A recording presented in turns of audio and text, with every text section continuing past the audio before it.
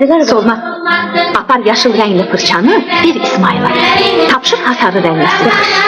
Ancaq öz adından de. Yaxşı? Baş.